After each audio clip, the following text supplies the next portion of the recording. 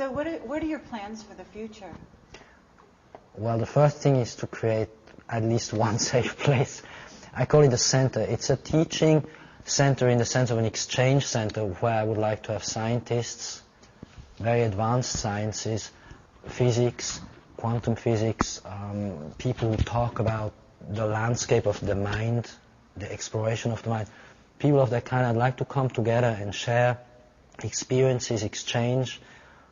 So I would like to create a center. That's the immediate future. Next, after that, I don't know. I have to live in the now, like I said. We have to live moment to moment. That's the next thing to do. Then there would be the idea of a network. I'm very interested in cosmology, space travel, of course, and I'm really interested in creating the new technologies that we talk about. For this, I must have the help of scientists. Free energy is applicable. The new geometry is here. I mean, the science is here. It's being suppressed. So I appeal to scientists who have it to come together and say, let's do it. Get out of wherever you are, imprisoned, and do the equivalent of what I did. Everyone has to do this. There are brilliant scientists around who know exactly what I'm talking about, and all we have to do is do it. And we have to be fearless about this. That's the immediate future, say the next 4 or 5 years. Didn't you spend some time with the Native Americans? Yes, I did, yes. They told me two things, very simple. They always said, like Krishnamurti, like all the great sages, they said just live with Earth, live very close to Earth, and live with the stars, and live in the connection star, sun, Earth. Very simple. They say live with that, and then be yourself. Find out who you want to be, and be that. Be excellent at that, at what you do. And don't care what goes on outside. So in a way, yes, people will have to seclude or get out of the way, like the little whale. Had he not gone towards humanity, it would have been fine. Mm-hmm. What's going to happen, I think, as I was explaining before, as the linear mind tunes out and the psychic mind comes in, is that most people will no longer be with it. They will try to function in a logical, straightforward, linear way, when really everything becomes psychic. There's a higher level of psychic mind of the Earth, of the stars coming in, and most people will simply lose it in this because nothing will make sense. It's hard to explain. And so only those who are completely tuned into the psychic will be able to go with these changes. You know, this whole world, everything that we're in wouldn't exist if it wasn't for the psychic. It's the psychic that gives rise to the physical. That's the part that scientists have yet to actually figure out and be able to explain in formulas. So my contact is more with what I call the luminous ones, and they would call them the shining ones in the old language. And at times at night you will see a bluish presence that creates a light. But they are formless.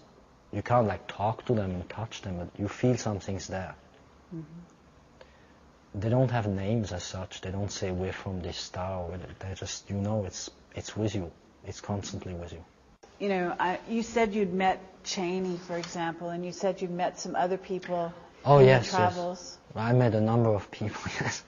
Perhaps some you could tell us about that. Some of it I wrote in the more funny story parts of my book. There isn't much to tell. Yes, I met Cheney for a dinner one time with a number of people, and that was 12 years ago now. He was then trying to become president, or he was trying to run for office. I'm not so sure what they were doing. Through some diplomats I knew. I knew a lot of diplomats through my time in Geneva, and you know how diplomats are, they cruise around the world, and so everyone meets everyone. It's not that difficult. He made a pretty bizarre impression on me in the sense of he was robotic, almost like, not really, I don't want to say not human, but there was something there lacking. And very driven. I mean, he's an Aquarius. He's the kind of guy who, he'll get what he wants, and he did get it, and then some. And I was aware, of course, of what they were planning, because they would talk to me. People have a tendency of just telling me whatever, whether they're ETs, luminous beings, normal people. They just tell me their stuff, and I was listening. I was trying to compute what this means. I also met the brother of Bush, the guy who now is in charge of Florida, the governor of Florida.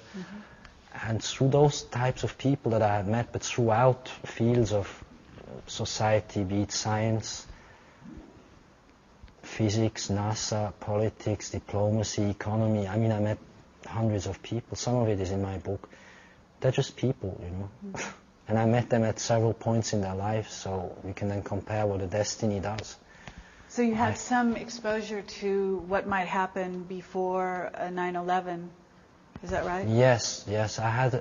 We had, as a group of a few friends, a good feeling in '99 that it was time to get prepared, that something not good would happen. We were aware that they were planning to attack in the Middle East. I mean, that was known. I'm surprised that this is I have to say it again, I am surprised that it is a surprise to the world. Because it was really known. It was written on black and white papers called Project for the New American Century or whatever, and even European diplomatic people knew that, and they were talking about it among people in dinners and lunches. I mean, we just were hoping it wouldn't happen. We thought it was a bad joke. Mm-hmm. And then I knew that they would go into power and they would do what it takes to do it. I didn't know exactly how 9/11 would happen. That I did not know. I had predicted the ballot recount in '99. I predicted that Bush would be president and be there for his whole term. And you actually predicted the actual count of the ballots? Yes, I did in writing predict in '99 in a little brochure that there would be a ballot recount. That's correct, yes. Uh-huh. But I did not predict 9/11. There's a confusion about it. I never did. I said that there would be the disruption of air traffic or suspension of air traffic. Mm-hmm. But I did not see or know the event with the towers. That surprised even me.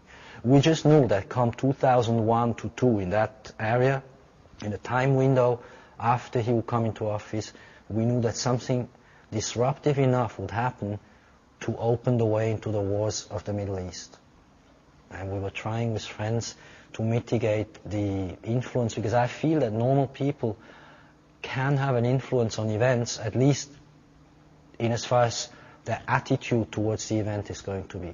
And I think when everybody empowers themselves, like I was talking about before, that we know who we are, where we came from, what we're actually about, and I know that as we have more and more people thinking in that way, we'll be able to almost take command of the earth again, because that's our job. We're going to have to be in charge of this planet.